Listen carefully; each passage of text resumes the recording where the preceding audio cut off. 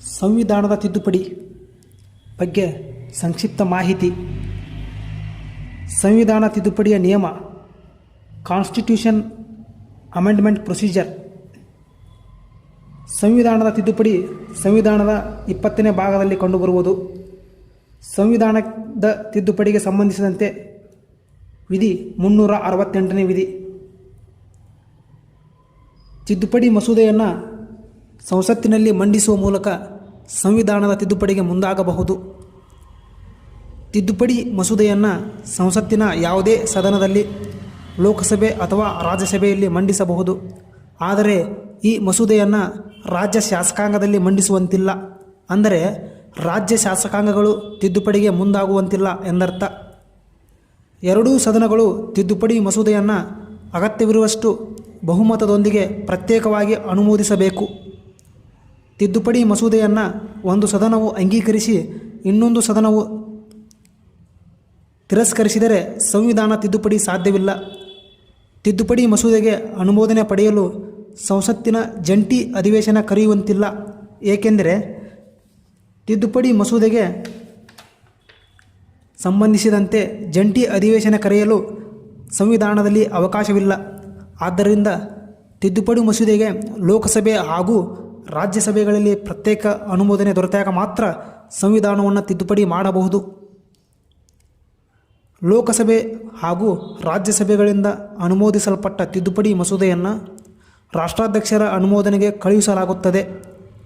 ರಾಷ್ಟ್ರಾಧ್ಯಕ್ಷರು ಸಂವಿಧಾನ ತಿದ್ದುಪಡಿ ಮಸೂದೆಯನ್ನು ತಿರಸ್ಕರಿಸುವುದಾಗಲಿ ಮರುಪರಿಶೀಲನೆಗಾಗಿ ಸಂಸತ್ತಿಗೆ ಕಳುಹಿಸುವುದಾಗಲಿ ಮಾಡುವಂತಿಲ್ಲ. 1971ರಲ್ಲಿ ಜಾರಿಗೆ ಬಂದ 24ನೇ ಸಂವಿಧಾನಾತ್ಮಕ ತಿದ್ದುಪಡಿಯ ಪ್ರಕಾರ ರಾಷ್ಟ್ರಾಧ್ಯಕ್ಷರು ತಿದ್ದುಪಡಿ ಮಸೂದೆಗೆ ಕಡ್ಡಾಯವಾಗಿ ತಮ್ಮ ಅನುಮೋದನೆಯನ್ನು ನೀಡಲೇಬೇಕು. ರಾಷ್ಟ್ರಾಧ್ಯಕ್ಷರ ಅನುಮೋದನೆ ನಂತರ ಸಂವಿಧಾನವನ್ನು ತಿದ್ದುಪಡಿ ಮಾಡಲಾಗುವುದು. ಸಂವಿಧಾನದ ತಿದ್ದುಪಡಿಯ ವಿಧಾನಗಳು: ಮೊದಲನೆಯದಾಗಿ ಸರಳ ಬಹುಮತದ ಮೂಲಕ, ಎರಡನೆಯದಾಗಿ ವಿಶೇಷ ಬಹುಮತದ ಮೂಲಕ, ಮೂರನೆಯದಾಗಿ ವಿಶೇಷ ಬಹುಮತ ಹಾಗೂ ಅರ್ಧದಷ್ಟು ರಾಜ್ಯಗಳ ಸಮ್ಮತಿಯ ಮೇರೆಗೆ ತಿದ್ದುಪಡಿ.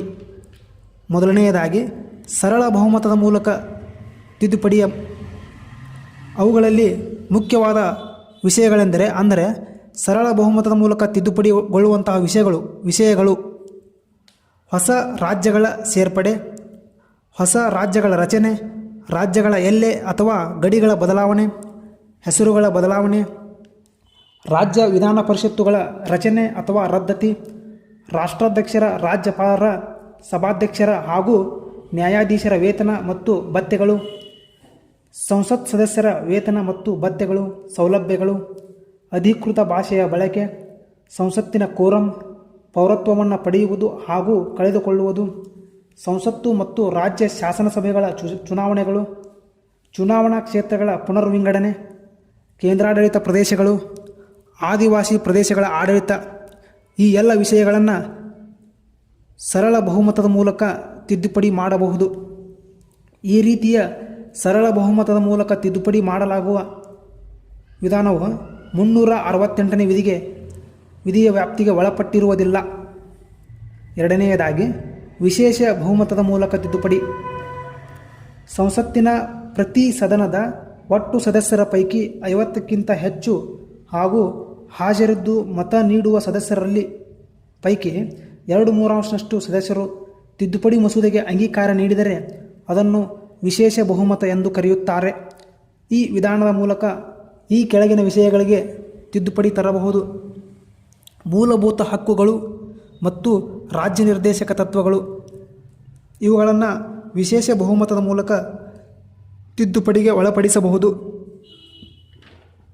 ನಂತರ ಮೂರನೆಯದ್ದು ವಿಶೇಷ ಬಹುಮತ ಹಾಗೂ ಅರ್ಧದಷ್ಟು ರಾಜ್ಯಗಳ ಸಮ್ಮತಿಯ ಮೇರೆಗೆ ತಿದ್ದುಪಡಿ. ಭಾರತದ ಸಂಯುಕ್ತ ವ್ಯವಸ್ಥೆಗೆ ಸಂಬಂಧಿಸಿದ ವಿಷಯಗಳನ್ನು ತಿದ್ದುಪಡಿ ಮಾಡಲು ಈ ನಿಯಮವನ್ನು, ಅಂದರೆ ವಿಶೇಷ ಬಹುಮತ ಹಾಗೂ ಅರ್ಧದಷ್ಟು ರಾಜ್ಯಗಳ ಸಮ್ಮತಿಯ ಮೇರೆಗೆ ತಿದ್ದುಪಡಿಗೆ ಅನುಸರಿಸಲಾಗುತ್ತದೆ. ಅಂತಹ ವಿಷಯಗಳೆಂದರೆ ರಾಷ್ಟ್ರಾಧ್ಯಕ್ಷರ ಚುನಾವಣಾ ವಿಧಾನ, ಕೇಂದ್ರ ಹಾಗೂ ರಾಜ್ಯ ಕಾರ್ಯಾಂಗಗಳ ವ್ಯಾಪ್ತಿ, ಸರ್ವೋಚ್ಚ ನ್ಯಾಯಾಲಯ ಹಾಗೂ ಉಚ್ಚ ನ್ಯಾಯಾಲಯಗಳ ರಚನೆ ಮತ್ತು ಅಧಿಕಾರ, ಕೇಂದ್ರ ಹಾಗೂ ರಾಜ್ಯಗಳ ನಡುವಿನ ಅಧಿಕಾರ ವಿಭಜನೆ, ಸಂಸತ್ತಿನಲ್ಲಿ ರಾಜ್ಯಗಳ ಪ್ರಾತಿನಿಧ್ಯ, ಸಂವಿಧಾನ ತಿದ್ದುಪಡಿ ವಿಧಾನ. ಈ ಮೇಲಿನ ವಿಷಯಗಳನ್ನು ವಿಶೇಷ ಬಹುಮತ ಹಾಗೂ ಅರ್ಧದಷ್ಟು ರಾಜ್ಯಗಳ ಸಮ್ಮತಿಯ ಮೇರೆಗೆ ತಿದ್ದುಪಡಿಗೆ ಒಳಪಡಿಸಲಾಗುವುದು.